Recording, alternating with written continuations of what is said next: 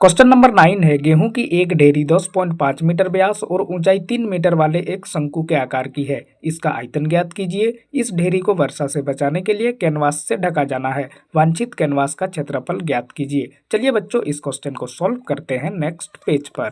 तो बच्चों, आपने गेहूं का ढेर तो देखा ही होगा, और अगर आप ठीक से याद करने की कोशिश करोगे तो आपको ये पता चलेगा कि जो गेहूं का ढेर होता है भैया, वो इस तरह से एक शंकु का आकृति बनाता है। तो क्वेश्चन के अकॉर्डिंग हमारे पास इस प्रकार का एक गेहूं का ढेर है जिसका व्यास हमें दिया हुआ है 10.5 मीटर। तो मैं इसको यहाँ पे लिख लेता हूँ, d बराबर 10.5। क्वेश्चन में हमें इसका ऊंचाई भी दिया हुआ है 3 मीटर, तो उसको भी मैं यहाँ पे लिख लेता हूँ, h बराबर 3। अब सबसे पहले हमें इस शंकु का आयतन निकालना है, और आयतन निकालने के लिए हमें r का वैल्यू चाहिए। तो मैं सबसे पहले r निकाल लेता हूँ। r बराबर होता है d बटा 2। d है भैया हम लोग का 10.5 और बट्टा में हो गया ये 2 से 10.5 को कैंसिल करेंगे तो हमें मिलेगा 5.25। अब r का वैल्यू मेरे पास है तो जल्दी से आयतन निकाल लेता हूँ। शंकु का आयतन बराबर होता है 1/3 पाई r स्क्वायर h। इसमें वैल्यू पुट कर देते हैं। तो सबसे पहले यहाँ पर हो गया 1/3 गुना में पाई का मान हो गया 22/7 गुना में r स्क्वायर। r के वैल्यू को 2 बार लिख देता हूँ, 5.25 गुना 5.25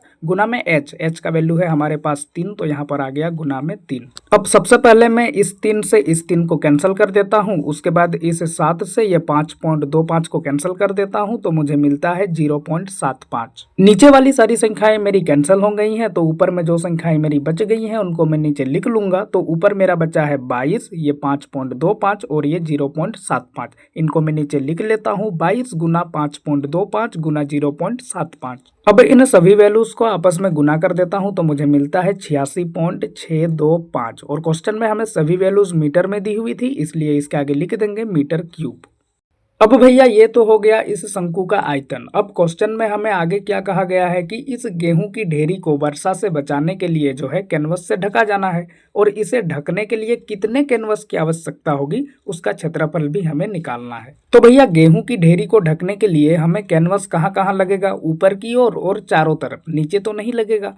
तो ऐसे सिचुएशन में हमारा वक्र पृष्ठीय क्षेत्रफल निकलता है, और वक्र पृष्ठीय क्षेत्रफल निकालने के लिए हमें तिर्यक ऊंचाई यानी एल का जरूरत पड़ता है, लेकिन एल का वैल्यू तो हमारे पास है नहीं। तो चलिए हम सबसे पहले एल का वैल्यू फाइंड करते हैं। तो भैया एल निकालने का फॉर्मूला होता है एल स्क्वायर बराबर R square plus H square. ये फॉर्मूला मैंने आपको बहुत बार बताया है, आई होप कि ये आपको याद होगा। चलिए अब वैल्यू पुट कर देते हैं। तो सबसे पहले यहाँ पर L square as it is आ गया, बराबर में आर स्क्वायर। आर का वैल्यू है हमारे पास 5.25, तो यहाँ पर हो जाएगा 5.25 का स्क्वायर, प्लस में एच स्क्वायर। एच का वैल्यू है हमारे पास 3, तो यहाँ पर हो गया प्लस में 3 का स्क्वायर। अब यहाँ पर L square as it is आएगा, बराबर में 5.25 का स्क्वायर करेंगे तो हमें मिलेगा 27.56, प्लस में 3 का स्क्वायर करेंगे तो हमें मिलेगा 9। अब फिर यहाँ पर एल स्क्वायर को एज इट इज लिख लेता हूँ, और बराबर में इन दोनों वैल्यूज को आपस में ऐड कर देता हूँ, तो मुझे मिलता है 36.56। अब हमें एल का वैल्यू चाहिए, लेकिन यहाँ पर एल के साथ स्क्वायर भी लगा हुआ है, और स्क्वायर को हटाने का निंजा टेक्निक आपको पता है, बराबर के दोनों तरफ रूट लगाना है।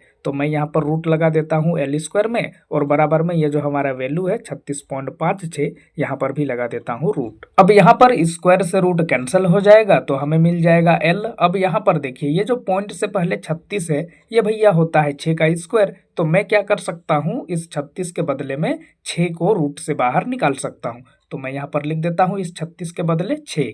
उसके बाद यहाँ पॉइंट के बाद जो 56 है, ये तो भैया किसी का स्क्वायर होता नहीं है, लेकिन क्या कोई ऐसा नंबर है जो 56 के आसपास हो और किसी का स्क्वायर भी हो? जी भैया बिल्कुल ऐसा नंबर है। 49 एक ऐसा नंबर है जो 56 के आसपास भी आता है और वो 7 का स्क्वायर भी है। तो मैं क्या कर सकता हूँ, इस 56 से जो है 7 को बाहर निकाल सकता हूँ, लेकिन सिर्फ 7 को नहीं निकालूंगा, क्योंकि यहाँ पॉइंट के बाद 56 है, इसलिए 7 से पहले एक जीरो भी हमें लगाना पड़ेगा। तो मैं यहाँ पर लिख देता हूँ 07। अब फाइनली हमें L बराबर मिला 6.07, लेकिन भैया ये वैल्यू हमारा लगभग में होगा। क्यों? क्योंकि ये जो रूट के अंदर 56 था उसका एग्जैक्ट वैल्यू तो हम रूट से बाहर नहीं निकाले हैं, एक अनुमान के तौर पे हमने 07 निकाला था, ठीक है, इसलिए ये वैल्यू हमारा लगभग में हो जाएगा। अब हमारे पास L का वैल्यू भी आ गया है, तो जल्दी से क्षेत्रफल निकाल लेते हैं। तो शंकु का वक्र पृष्ठ क्षेत्रफल बराबर होता है पाई आर एल।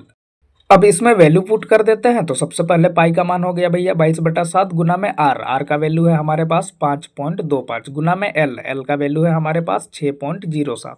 अब यहाँ पर मैं 7 से 0.25 को कैंसिल कर देता हूँ तो मुझे मिल जाता है 0.75। अब ऊपर में मेरी कौन कौन सी संख्याएं बच गई, ये 22, ये 0.75 और ये 6.07। इन सभी संख्याओं को मैं नीचे लिख लेता हूँ, 22 गुना 0.75 गुना 6.07। अब इन सबको आपस में गुना कर देता हूँ तो मुझे मिल जाता है 99.825। और क्वेश्चन में हमें सभी वैल्यूज मीटर में दी हुई थी, इसलिए इसके आगे लिख देंगे मीटर स्क्वायर। और ये आंसर भी हमारा लगभग में ही होगा बच्चों, ठीक है। अगर आपका आंसर शीट में नहीं मिल रहा होगा तो कोई दिक्कत नहीं है, थोड़ा बहुत आगे पीछे हो सकता है। और यही हो जाएगा हमारा क्वेश्चन नंबर 9 के लिए फाइनल आंसर। और इसी के साथ प्रश्नावली 11.3 यहाँ पे हो जाता है खत्म।